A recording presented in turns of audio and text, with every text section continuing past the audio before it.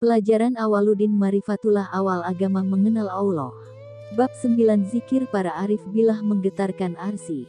Hai manusia, ketika dikatakan kepadamu untuk berzikir kepada Allah Subhanahu wa Ta'ala, maka bersegeralah engkau untuk berzikir kepadanya. Karena zikirmu kepadanya akan membawamu lebih dekat lagi kepadanya, dan zikirmu itu akan menggetarkan arsy Tuhanmu sehingga para malaikat arsy bertanya-tanya, ada apa ini? Begitu diketahui bahwa ada seseorang yang berzikir kepada Allah Subhanahu wa Ta'ala, maka bersegeralah para malaikat bertasbih, bertahmid, bertahlil dan bertakbir seraya memohonkan doa ke hadirat Allah Subhanahu wa Ta'ala untuk kebaikan dan keafiatan orang yang tenggelam di lautan zikir. Hai manusia, ketahuilah olehmu bahwa tidak ada amalan yang paling disukai Allah Subhanahu wa Ta'ala dan yang lebih utama selain zikrullah. Sebagaimana yang difirmankan Allah Subhanahu wa Ta'ala. Dan sesungguhnya mengingat Allah adalah lebih besar keutamaannya dari ibadat-ibadat yang lain. Dan Allah mengetahui apa yang kamu kerjakan. Quran Surat Al-Ankabut ayat 45. Tanamkan di hatimu bahwa apabila engkau berzikir kepada Allah Subhanahu wa Ta'ala, ingat kepada Allah Subhanahu wa Ta'ala, maka sesungguhnya Allah Subhanahu wa Ta'ala hadir sertamu dan mengetahui apa yang kamu kerjakan. Karena itu apabila engkau berzikir kepada Allah Subhanahu wa Ta'ala, maka sucikanlah jiwamu terlebih dahulu. Bukankah Allah Subhanahu wa Ta'ala Maha Suci? Dan pantaskah engkau menghadap kepadanya dengan jiwa yang belum tersucikan? Sungguh, kesucian jiwa itulah yang akan menjadi saksi bagimu tatkala engkau berzikir. Tanpa jiwa yang tersucikan maka zikirmu kepada Allah Subhanahu wa Ta'ala bukan mengantarkanmu dekat kepadanya, akan tetapi akan membuatmu semakin jauh dengan Allah Subhanahu wa Ta'ala.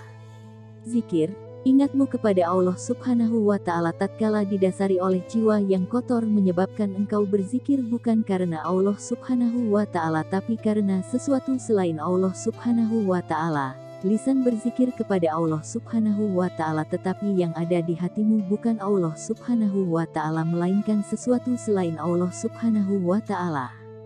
Bukankah pahala, surga, kedudukan, kemuliaan, karomah dan lain-lain itu adalah sesuatu selain Allah Subhanahu wa Ta'ala?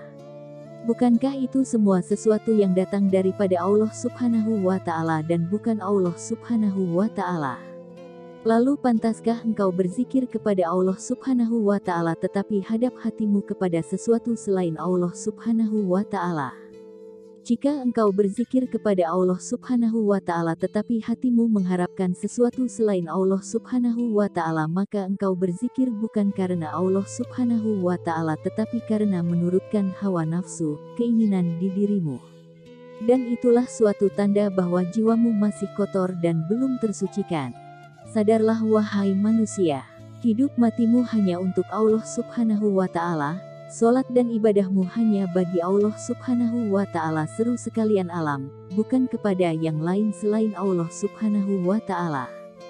Firman Allah, katakanlah, sesungguhnya solatku, ibadatku, hidupku dan matiku hanyalah untuk Allah, Tuhan semesta alam. Quran Surat Al-An'am ayat 162. Hai manusia, kesucian jiwa itu tidak akan engkau dapatkan sebelum engkau mengenal kepada Allah Subhanahu wa Ta'ala. Jika engkau kenal kepada Allah Subhanahu wa Ta'ala, maka Allah Subhanahu wa Ta'ala lah yang akan mensucikan jiwamu. Kenalilah Allah Subhanahu wa Ta'ala hai manusia sebelum engkau menemui kematian, sebelum sakaratul maut menjemputmu. Jika engkau belum mengenal akan Allah Subhanahu wa Ta'ala sedangkan kematian itu telah datang kepadamu, maka kerugianlah yang akan engkau dapatkan. Firman Allah Subhanahu wa Ta'ala, dan barang siapa yang buta hatinya di dunia ini, niscaya di akhirat nanti ia akan lebih buta pula dan lebih tersesat dari jalan yang benar. Quran Surat Al-Isra ayat 72. Buta berarti tidak melihat berarti tidak akan kenal. Jika tidak kenal, bagaimana mungkin engkau bisa mengatakan cinta kepada yang engkau sendiri tidak mengenalnya dan tidak melihatnya?